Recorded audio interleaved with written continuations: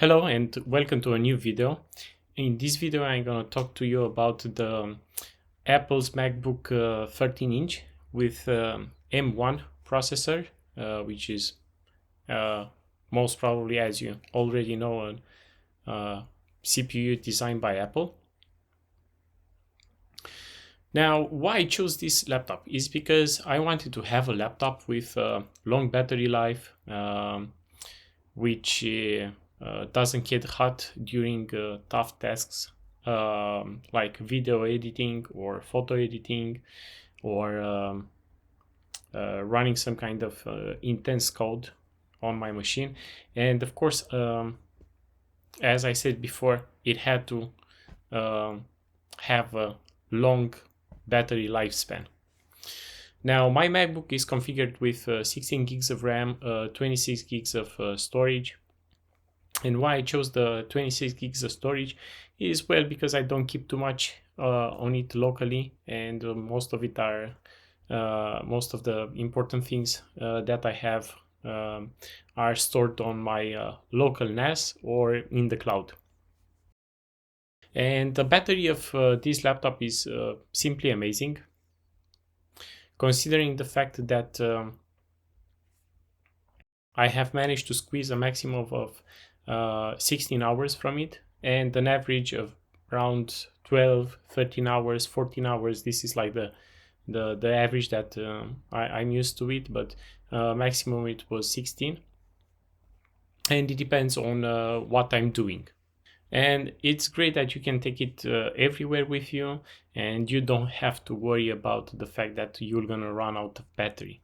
Things like color gamut, sound quality, and other benchmarks makes no sense for me to cover in this video, since they were already covered by a lot of other YouTubers, and I'm gonna link their channels down below into the description so you can check them out. And also for developers, I'm gonna link one channel down below into the description, and see those videos for a better understanding. And by the way, right now I'm recording from the web camera of the MacBook, and also the microphone is from MacBook. So you can get an idea about how good the web camera it is, and how good the microphone from this laptop it is.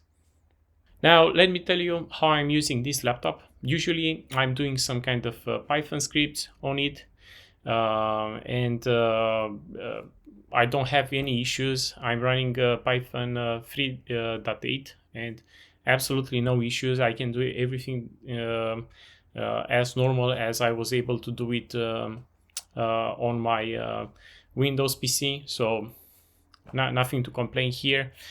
As a text editor for Python, I use VS Code. And by the way, there is another one, VS Code Insiders, which can run natively on M1 chips. But I prefer to use the traditional VS Code, since it runs much better, and it runs through Rosetta. Now, the problem with this laptop is that it's because it's an ARM architecture. Of course, you cannot run x86 machines, and usually I'm having them on my VMware environment or the ESXi, and I simply use Microsoft Remote Desktop and Terminus for SSH to go into the Linux VMs, and that's pretty much about it regarding x86. So I think this is actually the future. You will have something which is lightweight. It doesn't consume a lot of battery. You don't need necessarily a lot of power, and once you have the ARM laptop with you, you can remote into x86 machines. It depends if they are in the cloud or locally on your environment. For photo editing, I use Photoshop and Lightroom, which are running through Rosetta. Photoshop has some issues, but I managed to solve most of them, and right now is running fine. For video editing, I'm using the free version of DaVinci Resolve, which can run natively on M1 chips. Now, for example, if you want to do some kind of virtualization, there are two options. One of them is for free, and I don't remember exactly the name of it, but and I think it was only for Linux, not for, or it was also for Windows. I don't remember. There was a guy which did a video about it, about this free version of um, on how to emulate ARM machines on Mac. This free version, and there of course is another paid version which is from Parallels, and it can run natively on your M1 chips, and they are running very good, like very similar to VirtualBox or VMware, but in this case it's specially designed for M1 chips. I also have a few likes and dislikes. Another thing that I would like to talk to you about this laptop is that it's not getting very hot when I'm editing my videos, which is perfect. The fan barely spins, you can barely hear it. The battery life is amazing. The build quality and naturally the touchpad plus the keyboard, which are quite nice, especially the touchpad.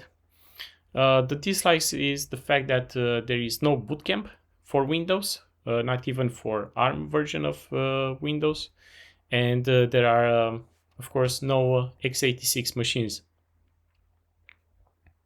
Now here comes the question: do I really recommend this laptop? Well, if you don't mind the fact that you won't be able to virtualize the x86 machines and you're not gonna be able to run Windows Boot Camp, I recommend this one, especially if you travel a lot. And by the way, I'm quite curious who travels a lot these days.